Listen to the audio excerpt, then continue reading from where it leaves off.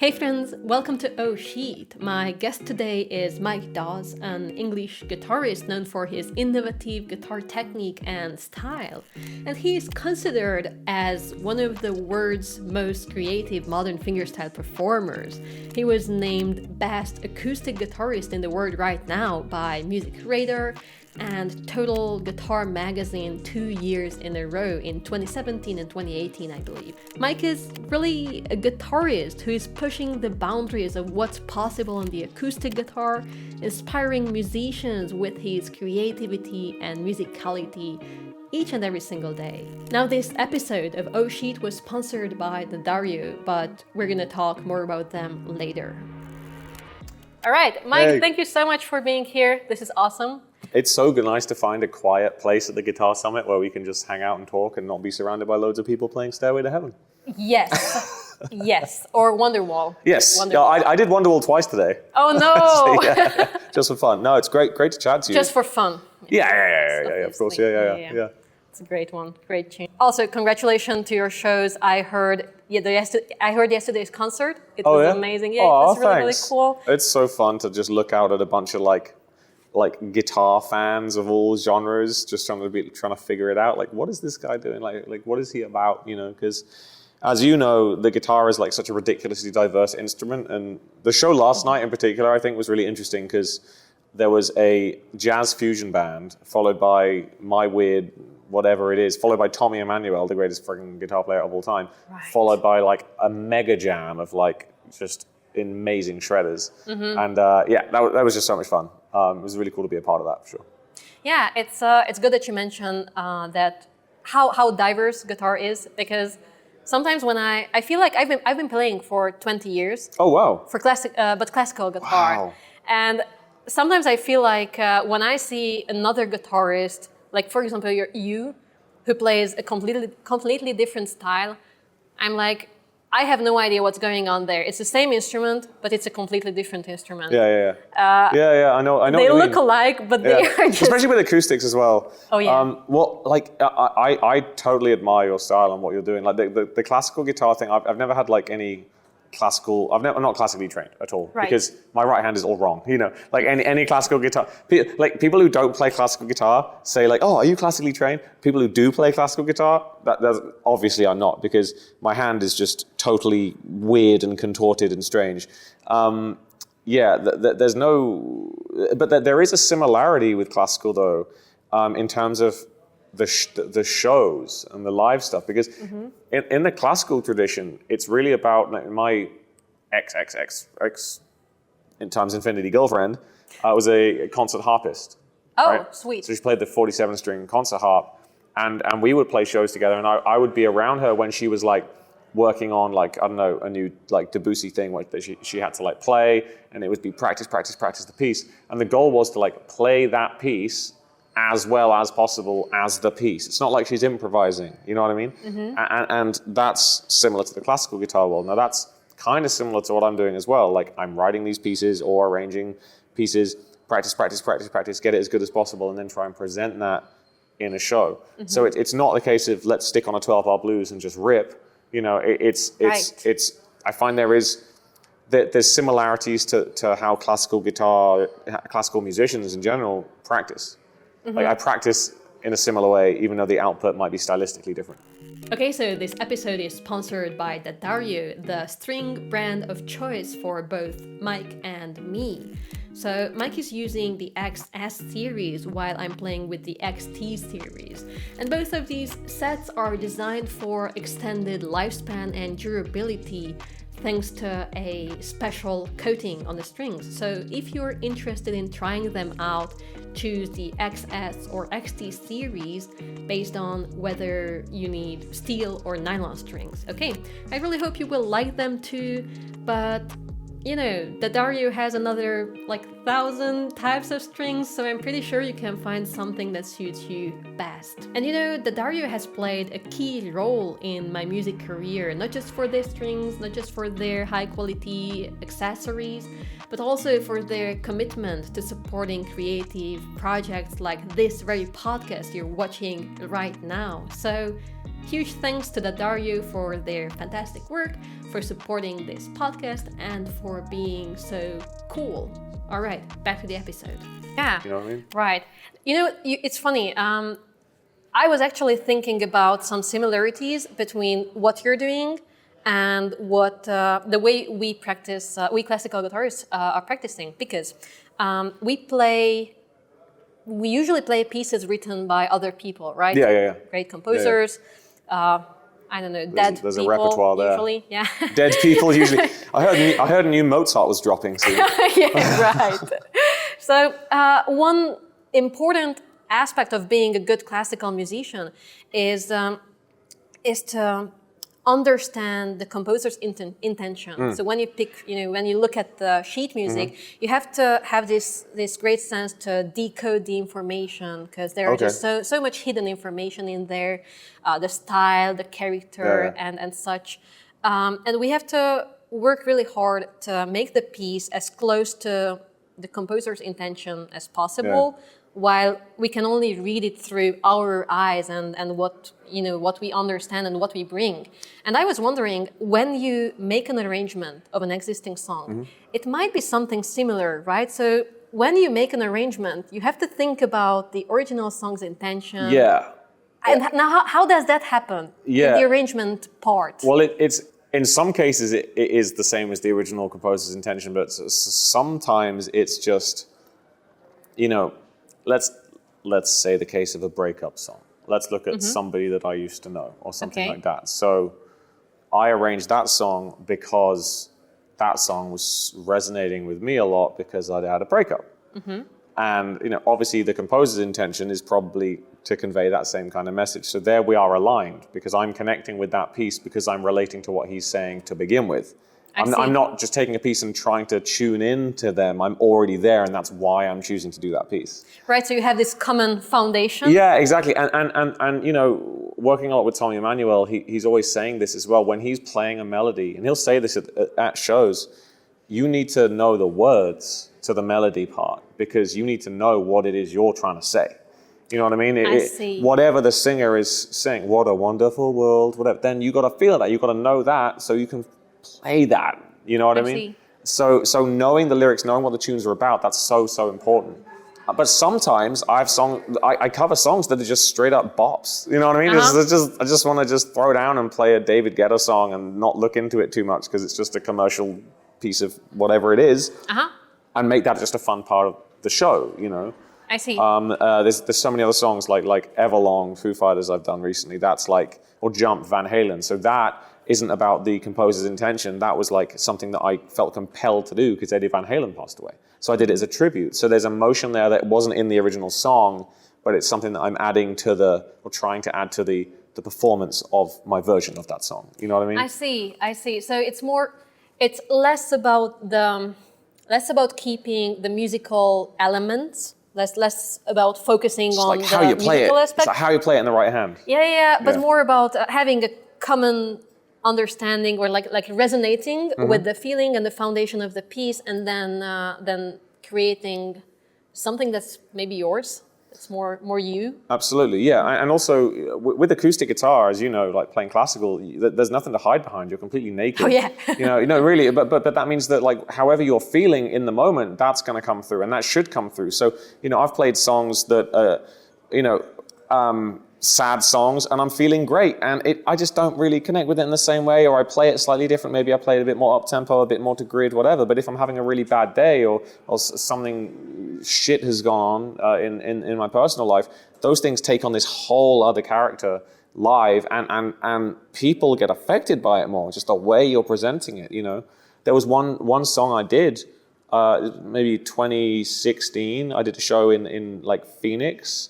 I'll always remember this, because I found out my step grandma passed away just before going on stage, and I played this one song, and it's a very emotional kind of ballad type thing, and I couldn't finish it, and I just burst into tears and just left the stage and was I'm really sorry, can someone else just go? And another guitar player came, played some tunes, and I came back later and finished, and that hit people in a huge way. You know what I mean? It hit the audience in a huge way, because suddenly they were let in behind the curtain.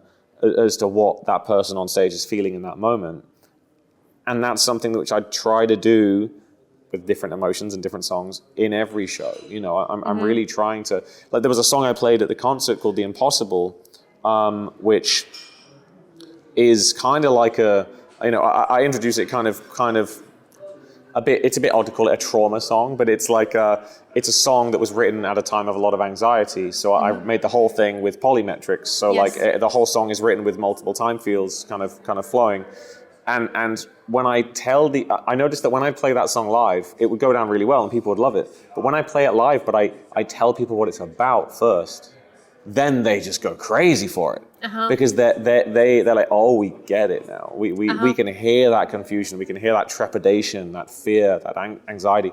So it's one of the reasons I just love instrumental music as well, is like there can be so much hiding behind how you play something. It's not just the notes, it's just how you play it. Right. That's so evidenced in what you're doing with classical guitar. That's exactly what you're saying. You know, there's so much is in it. And from, again, my ex girlfriend with the harp, I could hear that in her playing. She's an amazing musician, and just you could feel that, you know.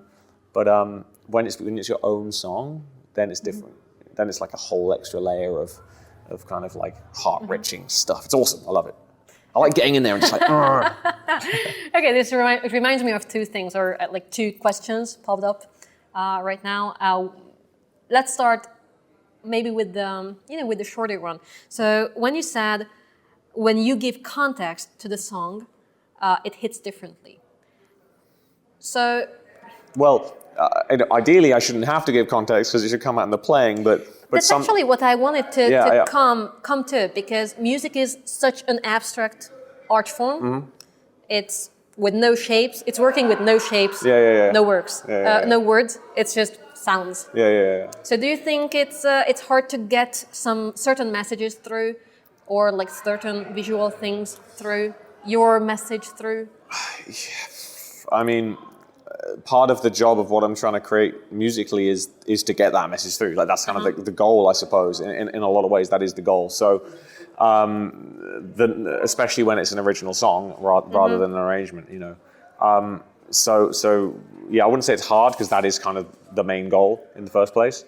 But you see it in the room when it happens, and over time, when you're playing tunes on tour, you can find out which are the ones that are connecting with people that extra way, and some songs aren't, and some things need to be rearranged. And what I've started to do recently is just really be open to just changing the DNA of entire arrangements. Like, you know, I've done songs that were supposed to be quite big, loud songs, you know, and then they get stripped back, and then it takes on a whole new meaning, you know.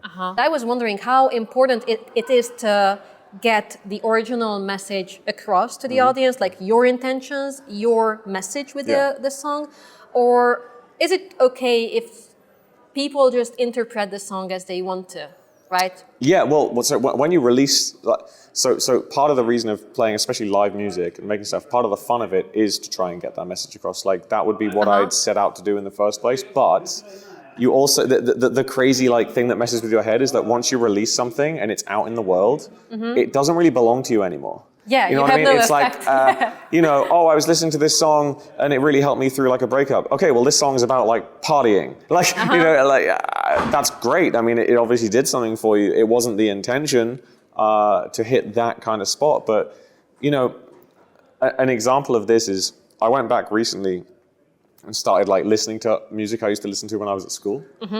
Because everyone has a nostalgic spot for the bands they used to listen to at school. Oh yeah, right. And I went back and listened to it with fresh ears, and I was like, is this actually good? and then a lot of it I was just like... Usually they are not. Yeah, but I was like, this is trash.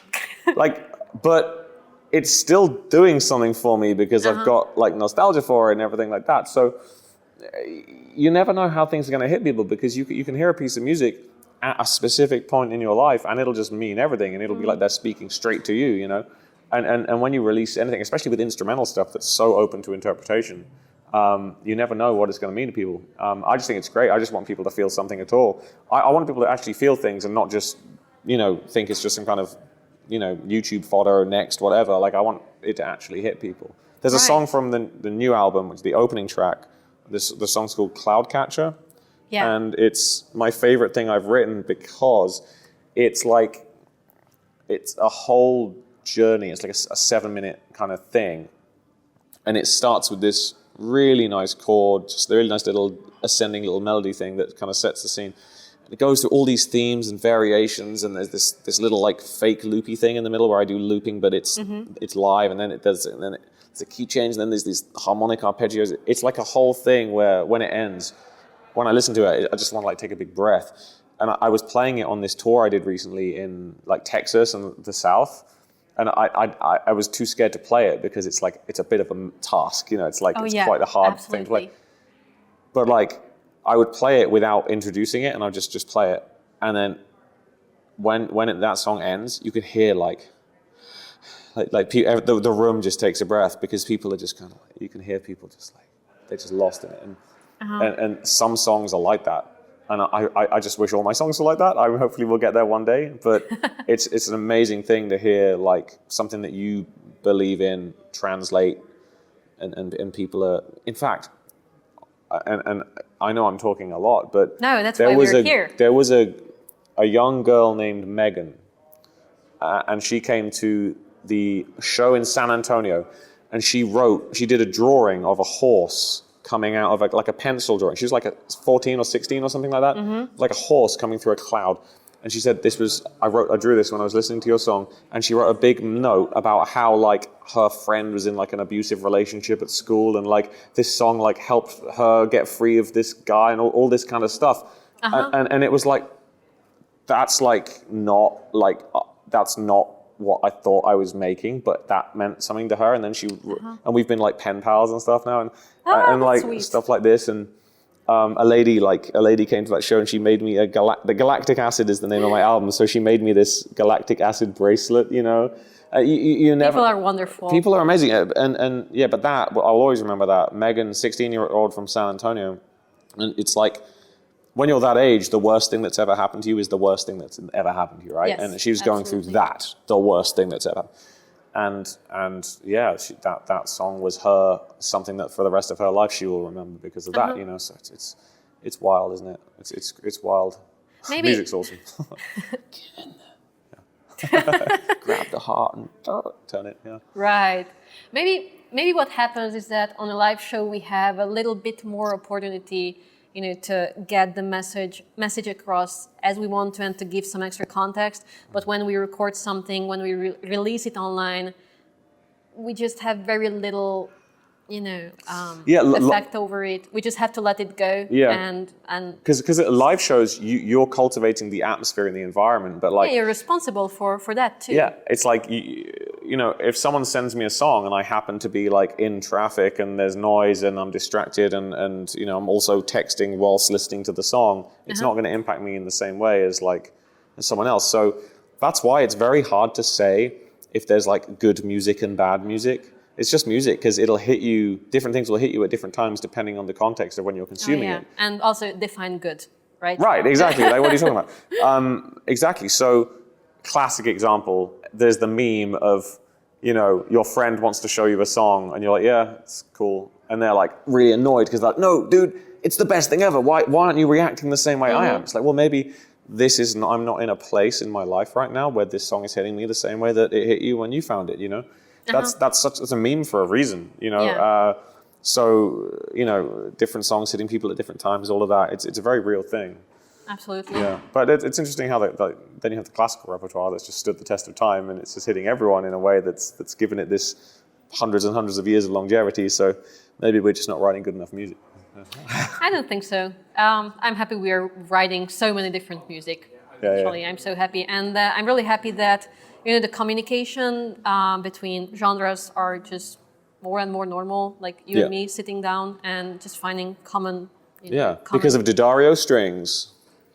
Because of the D'Addario strings. What's up? Yeah, dude, the best strings. You know? Strings you can trust. Hey, if you enjoyed this episode so far, please consider supporting my work on Patreon so I can make more videos and podcast episodes just like this one. You can also support my work by getting something from the shop like an Sheet t-shirt or a notebook. All right, now jumping back to the episode.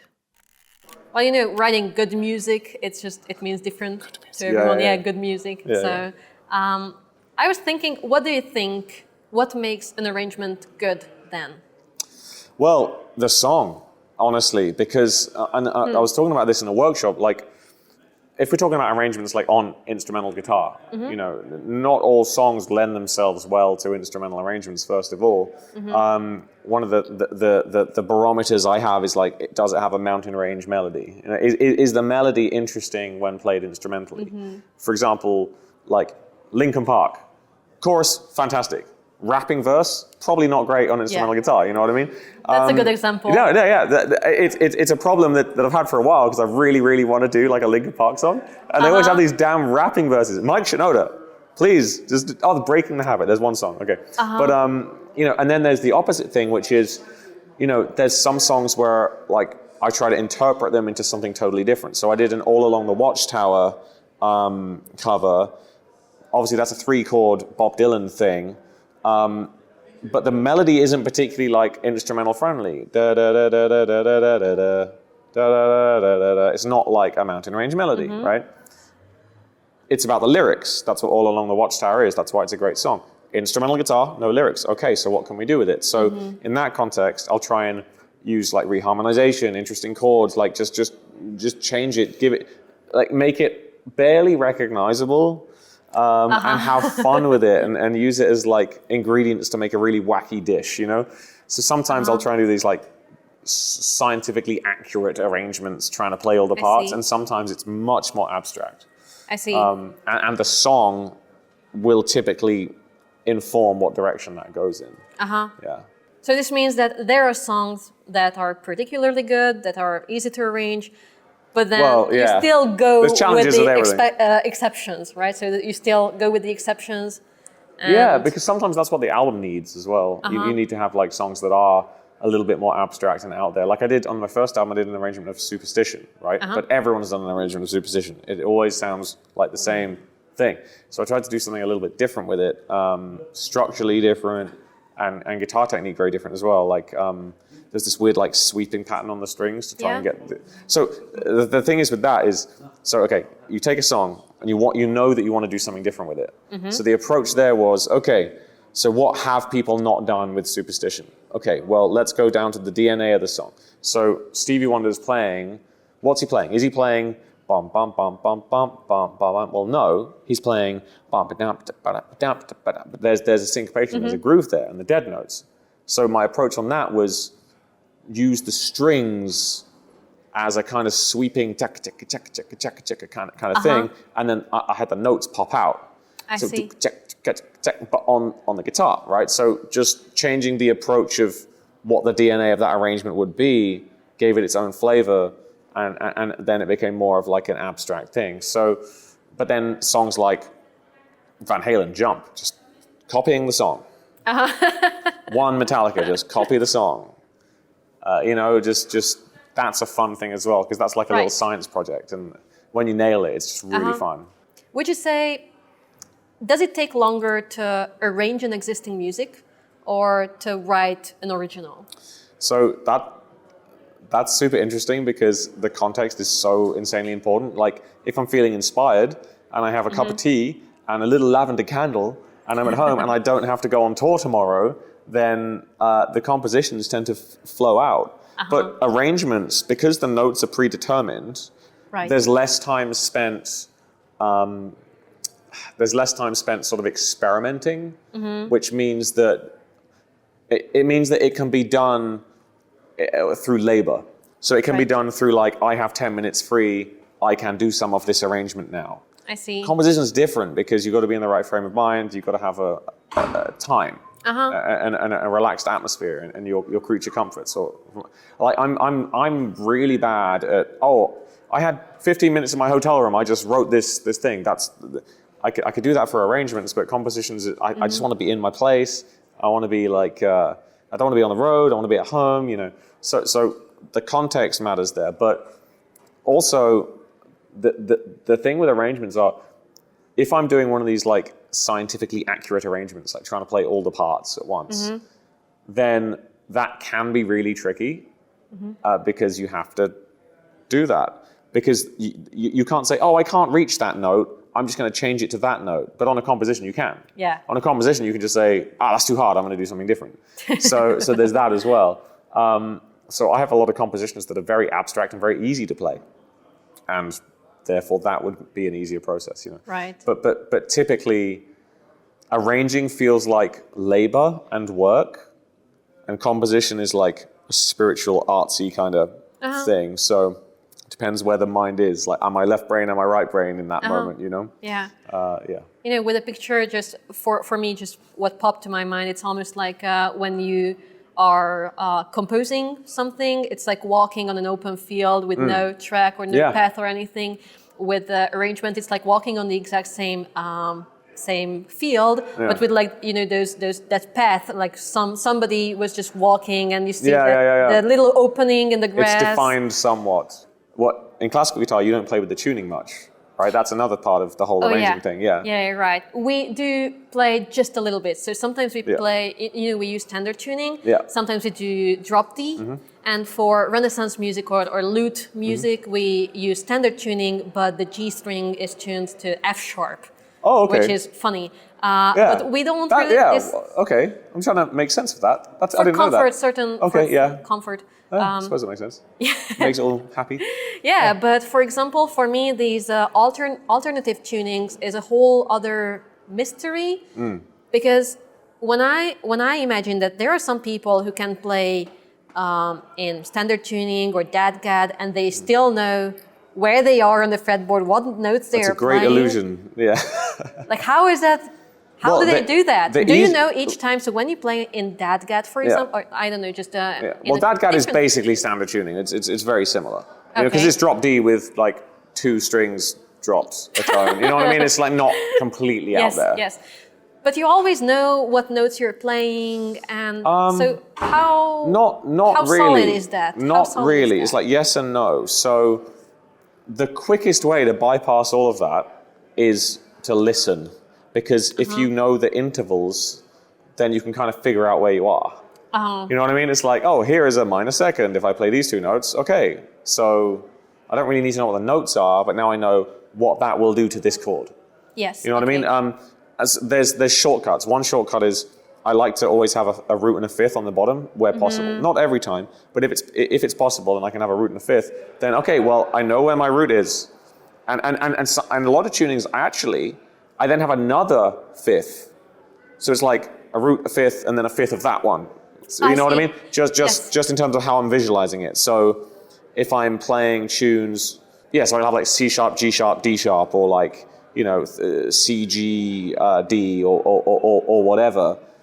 There's some shapes there that I've started to really fall in love with, based around that on the bottom, and it helps me visualize. I know the name of the chord. I know what the first part of the chord is by that, and then the other stuff is like colorful extension.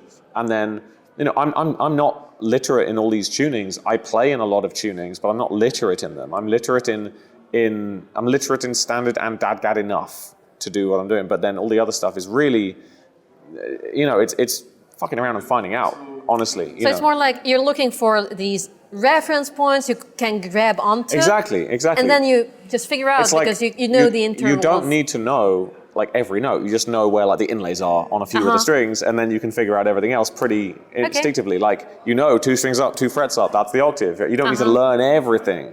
So if you would have to suggest, you know, if I would ask you, what's a good way to start out with alternative tunings? Yeah, well, the best thing to do would be to do something that doesn't stray too far from what you know. The best one is DAD-GAD, for sure. I see. It's very hard to sound bad in DAD-GAD. You have to really try to sound bad in DAD-GAD. Okay, we'll because see it's that. modal, so there's no third or fourth. So if you're playing in D or D minor, you have the G. You don't have an F or an F sharp. Everything else is a root or a fifth. So it's very hard to sound bad. It's very hard to sound out of key if you're playing in one of those. Even C major is a really good key for DAD-GAD. You know, and then you can modulate at the end, and it's just really cool because you bring in the low string. Yes, right. But that and that's kind of what I've done. I went there, and then changing the occasional string, maybe changing the top D to an E, or maybe making it open D, change the G to the F sharp, little things like that, and then you'll have already established little shapes and things, so you can kind of. It's not like a crazy thing to get your head around, you know? Just little by little. It's like little by little, and a lot of it also comes if you start in something like that, then you're making your arrangement, but then you'll need a different note. So then you just change one of the strings, and then that will lead you to a different kind of thing. And over time, you remember shapes in certain tunings and things like that. But Dadgad was where I started, honestly.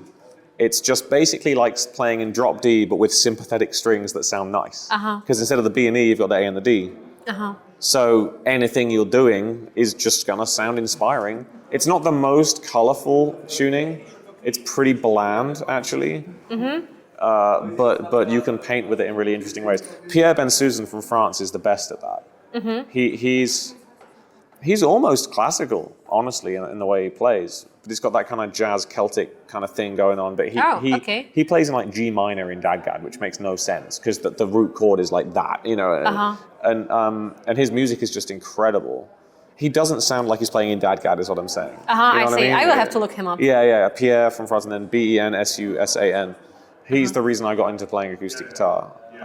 Really? Yeah. So he has a song called So Long Michael, which is a dedication to Michael Hedges after Michael Hedges passed away.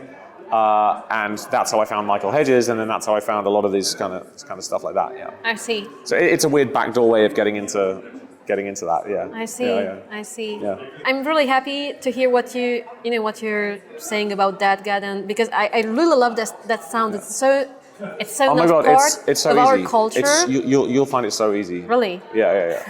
Yeah. It's intimidating. It's a North African I've been playing tuning. for 20 years with mostly standard tuning or drop D. Yeah. And I feel like I think I have a solid technique. I was forced to play the most difficult shit in university, so I know how to manage technical stuff. Yeah. And as an alternative tuning is just so intimidating. Yeah. It's just so funny how the brain works. I would choose the hard work because I know that. Yeah. Even though I know that I just need to learn, for example, this tuning once, and then I can make something really beautiful with much simpler shapes, simpler chords and shapes. Easy shape in Dadgad. You go. I see that like 2-finger chords and like just so many. Because of the sympathetic strings. Yeah. So like easy one would be, I'm just going to use 5th fret as an example. 5, 5, 5, 4, open, open. That's a 5, major 5, 5, shape 4, with some open, interesting open, sympathetic strings. Because the fretted notes there, the 5, 5, 5, 4, that's just a major, and then you move 4 to 3, and then that's your minor. Because you basically got root 5, slide it up. root 5, root 3rd, right? Yeah, exactly. Just So just mess around with that, see which ones work nice with the sympathetic strings. Yeah. And then you've got the basis of like some riffs. Do the same thing with different groups of like say 3 strings. Just get like major and minor triads and just goof around like that for a while, and then you'll end up playing Kashmir. But that's how to get into it, really. And then those really cool chords that you'll discover through like the sympathetic strings, that'll inspire riffs and ideas, you know, and then you're off, and it ends up sounding like My Heart Will Go On, Celine Dion, like those sequences. But yeah, it's really nice. I really recommend it, honestly. Okay. Interested to hear what you would do with it, honestly. I will do that. Actually, I just started composing very recently, and playing classical music always made me feel restricted to compose anything, because I never felt worthy enough to compose anything, because, oh no, why would I waste my time to play my silly little compositions when I could play masterpieces like Bach and all those amazing things? Like, it's a waste of time and energy. Oh, it's not. And all these feelings, and it was just overwhelming. And over the past couple of years, I actually got a friend who's playing acoustic fingerstyle, and he, just the freedom he has when he's playing, and this exploration. This is the same I feel when I hear your music. There's a couple of other fingerstyle acoustic players, especially the ones using these alternative techniques. What would you call this? I get, people call it like extended techniques, but I don't know what that means anymore, because everyone it's become quite a common thing of an acoustic guitar player's palette. But these people feel just so free to play when these people play. Yeah, well, there's no rules. That's the thing, and there shouldn't be rules in music, and this is why I didn't really connect with the classical world. Not to knock the classical world, but again, my ex-girlfriend, living with her and seeing the pain she went through practicing for these concertos, that just isn't fun. Like I don't want to do that. That's just. I understand that the sense of accomplishment is huge, and it is like training for a marathon and doing the marathon, and sometimes you win the marathon, but most of the times you lose the marathon. Yes. And that was my experience of watching her go through that. Yes. And you know, I if I'm gonna do a marathon, I'd rather it was my own thing, you know, my own creation. Yeah. You might as well have fun. You might as well go on your own pace. Exactly. Make your own rules. As Tommy said at the show yesterday, life is not a rehearsal, so you better get on with it. Wow. Yes. Fly your kite. You know, do your thing. You know, I don't have much Bach or anything like that in my repertoire. Doesn't mean I won't learn it, but I just feel I've got a lot that I want to say, you know, coming from here, and if I'm traveling around the world, fortunate enough to play these kind of concerts, I'd rather use that time for self-expression as much as possible. Yeah. Right. Yeah. One common critique towards these extended techniques, and especially players who use lots of extended techniques, is that sometimes they sacrifice the melody. Oh, for sure. For sake of technical excellence or social not credit. Excellence, but I don't know, for the visuals, for social credit. Yeah, of course. And where do you see this line, or how do you think extended techniques can be in service of the music? So a few things on that. So it's very hard to judge like that kind of stuff, because at the end of the day, it is self-expression. Right. It's also very hard because these conversations usually are accompanied by the phrase younger players. And when I started playing and when you started playing, I would imagine, maybe not when you started playing, I don't know how old you are. You know, we wrote our first thing, we did our first thing, and it probably sucked, and it was probably in private, it was probably in our friend's mum's garage with our friends, and no one heard it, and 3 years later we came out, and then there was another song, and this song was okay. Everyone's first song is on the internet, open to critique from the whole world. That is horrible for young people because no one is going to be writing their best stuff at age 18. No one is. I don't care if you're a prodigy, I'm sorry, but you're just not. You know, like seeds need watering, right? And part of that watering comes from criticism. So you need that criticism, actually, somewhat. But then you throw in social credit and social media and all of that kind of stuff. You know, a lot of that, the visual stuff is rewarded, you know. It is rewarded, you know, and because of that, it's encouraged, and then there's more of that. But everyone, I think, most people end up finding their sound, and they end up finding their balance that works for them and their music. And, you know, if you go out on tour, and you're doing like a 90-minute show, and it's all that, you're going to know pretty quickly that it just ain't clicking with people. You know, it might click for a 15-second clip, it might, and it probably will.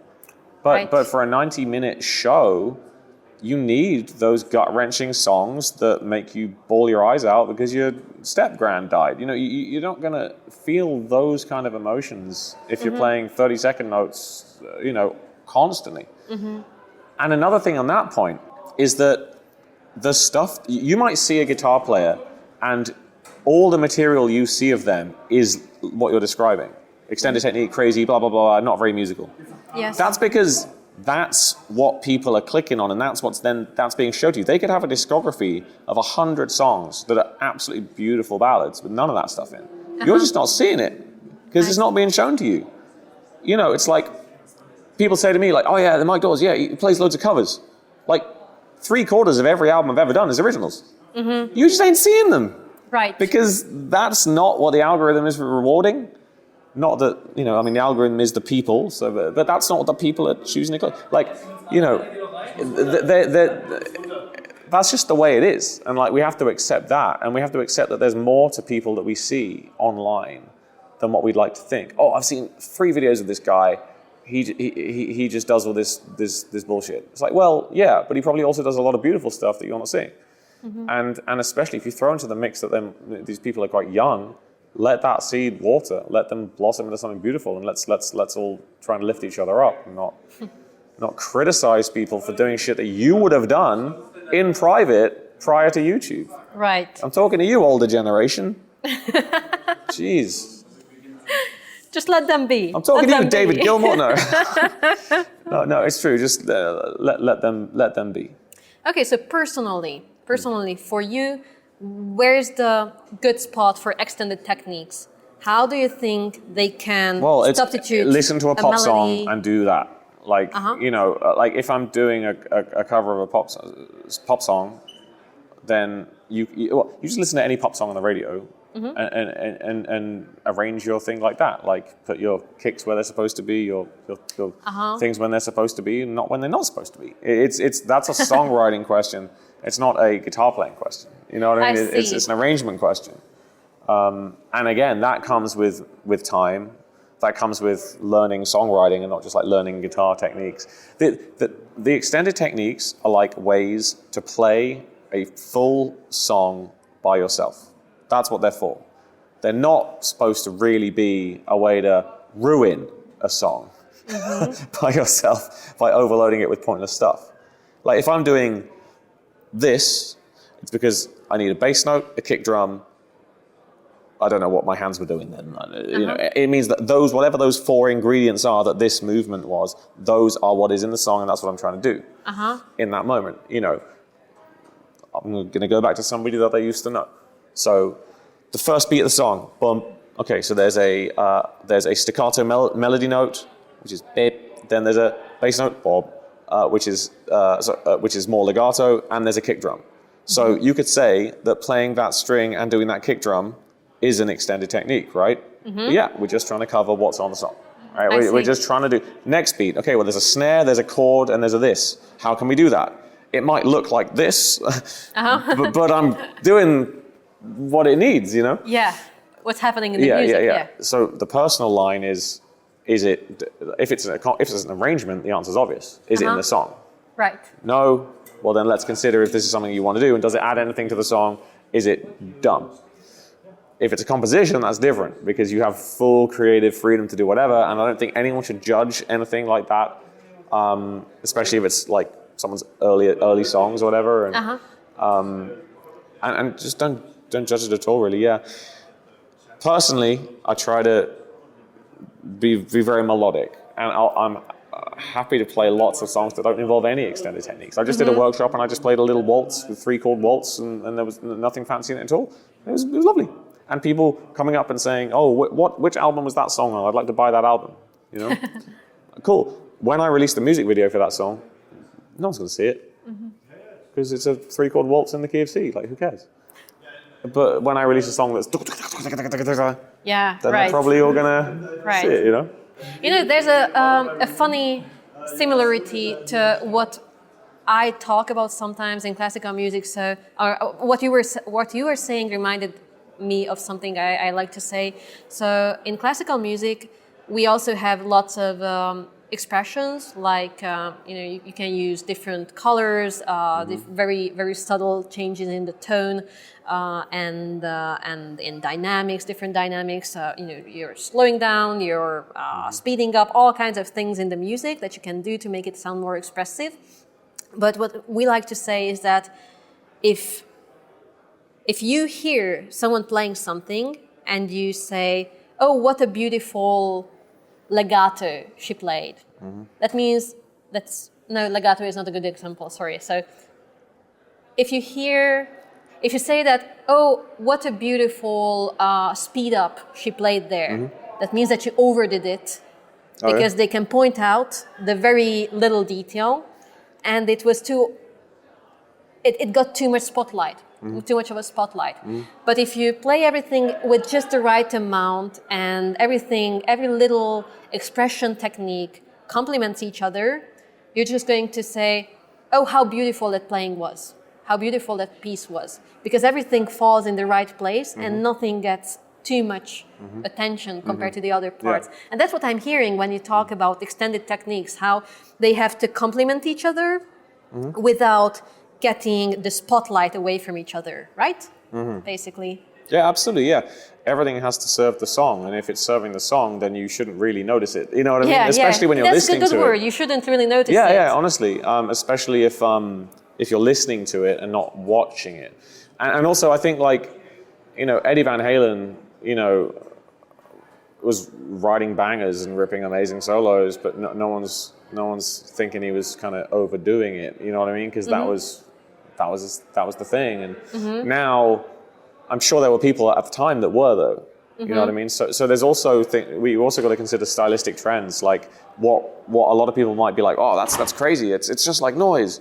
10 years time, there'll be something else which will be even more, and this will be the not noise stuff. You know. So yeah, like I don't know. I don't really have any opinions about the only opinion I guess I would have that is a little irritating is the fact that because it's so easy to like digitally fake stuff, and there's a lot of players that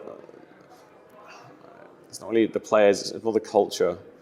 It's the same with like auto-tune with singers. Like there are so few genuinely amazing singers in the charts. They're great, but there's like, say there's 100 great amazing singers, and all of them except for 3 don't know how to edit and auto-tune their vocals. Those 3 are going to be the ones hitting the big numbers. Right. And it's the same with guitar, and it's the same with just music on the internet. Masquerading as, oh, I just woke up like this, but in reality, it's a lot of backend. Right. You could have 100 of the greatest players, but maybe there's 2 of them that are going to get all the ticket sales. Well, those 2 are going to be the ones that are presented in the most curated way, right? Again, it's not a knock on the musicians themselves, but when I tour opening for like Tommy Emmanuel and I'm watching him play, and there's nothing disingenuous about anything that man has ever done, and he's done it the hard way forever. He's been on the road since he was 6 years old. He is just better than everyone, but there will be plenty of people who he'll be out there playing the Sydney Opera House, and someone else's favorite guitar player will never do a show because it's been altered to appear equivalent, and they're still rated in the same kind of realm. Again, we don't want to compare musicians, but like just knowing Tommy and how he is as a person and what he's poured into music and how he is such a force for good. I don't want to sound like I'm annoyed at the culture in a pretty big way, but if there was one thing that is a little irritating, it would be that. I hope you know what I'm trying to say. I'm not trying to throw anyone under the bus or anything like that. And part of show business is the show and the sheen. I've gone on very, very, very well-known YouTubers' channels, played. It's messy, wasn't the best, it was a bit loose around the edges, goes on the internet, 99% of people are like, that's great, 1% of the person's like, oh, I was sped up in that little bit. Well, like, yeah, I know. And it was a one-take human thing, no monitoring. Oh, the reverb was a bit much. Yeah, well, guess what? I didn't hear it because we were plugged straight in, and that's like, cool, whatever, I don't know, I don't care. It's not like that tomorrow, you know?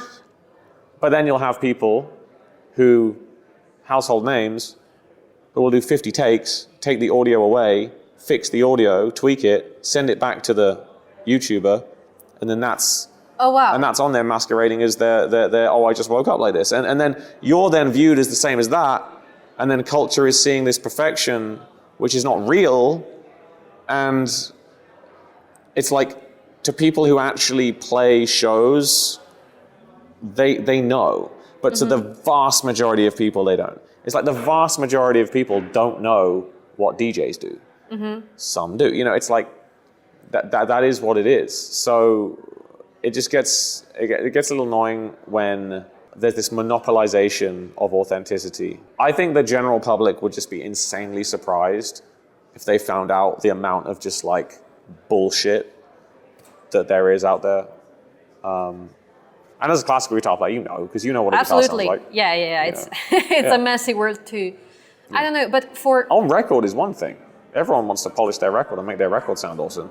But yeah. going on like jumping up on I just woke up like this. Oh, come on, bro, you didn't. Yeah. Right. So again, no shade on individuals or anything. It's just the culture that rewards that with a lot of social credit and income. I mean, my God, I mean, who wouldn't want to buy a guitar course from someone who can't play guitar? You know. What would you say to people who are listening to music? Like, how can they avoid being, just fooled? Maybe what they should open up to, like mistakes or raw playing. I think that in this age of like total digital perfection, and I'm guilty of this on my records as well. Like, I mean, my God, it's like if there's a fret squeak on there, then it ain't ready, you know. But I think that we need a new punk rock. We need a new grunge. I think things are so polished, like an 80s hair metal production. You know, I think we're entering the new 90s where things are gonna come back and mistakes and finger noise. And I've actually started to adopt a lot of that involuntarily at my shows, just making loads of mistakes, but not caring so much about the little things. So like yesterday, I played at the Mozart Hall, whatever it's called, the venue. And everyone here at the Guitar Summit, all the guitar press, they're all watching and they're all judging because that's what these things are. Yeah, it's a massive, like, impress me, bro, fest. I didn't play great. It was maybe like one of my least favorite shows of this whole tour. But then I came off and everyone was like, that was the sickest thing ever. Like they don't care. They don't know. Yeah. It doesn't matter. It's like, it's about the whole vibe and the whole experience. I loved it. There you go. But it's the whole experience. So like, when we spend so much time online comparing ourselves to other players who may or may not even be like actually doing what it is that it appears that they're doing, or at least, you know what I'm saying. It's so easy to beat ourselves up about every little mistake, but that is natural. I'm not talking about train wrecking and making big things. I'm talking about, I slid to the wrong note. So what? Like, I stood on my guitar cable and it popped out. So what? Make a joke of it. Everyone will go, way, and then you plug in and then you carry on. Doesn't matter. I don't care. Brings people together. Exactly. Yeah, and that's why I always love live music, warts and all. That's awesome. Yeah, that's a wonderful point. And I think people should be highlight that more often, that how it's okay that everybody's making mistakes. We all are going to make mistakes. Nothing happens. It's all about how you recover and what you make of it, right? We should wrap this with this thing I heard Regina Spektor say. I did a show and I saw her show in Central Park and she had a bad gig. Like she messed up quite a lot and then but everyone was with her because she got up and said, it's okay. I made a mistake, but I'm just a musician. Nothing happens. She says, if I was a tightrope walker and I made a mistake, I would die. If I was a heart surgeon and I made a mistake, you would die. And I just thought, and everyone was like, wait, and I just thought that was such a cool way to bring people together. And it was an insanely memorable gig. Right. Loved it. That's awesome. Yeah. That's great. Thank you so much for being here. Total Thank you pleasure. for doing this conversation. Thanks for providing a quiet sanctuary to all the chaos. This is awesome. Yeah. Just one last thing. Where people can find you and when can they hear you next? Oh, well, I'm on tour all the time. UK headline tour next year in March. US headline tour next year in February. Later this year, I'm out with Tommy Emmanuel in Europe, Scandinavia. And then I'll be in the USA briefly opening up and playing with Justin Hayward from the Moody Blues. But the new album, Galactic Acid, is out now, streaming. And if you want to buy the vinyl, which is limited edition, I think as of filming this, there's maybe 100 copies left. So they're at MikeDawes.com. Okay, fantastic. Awesome. Thank you so much. It's been a pleasure. It's been a real pleasure. Awesome.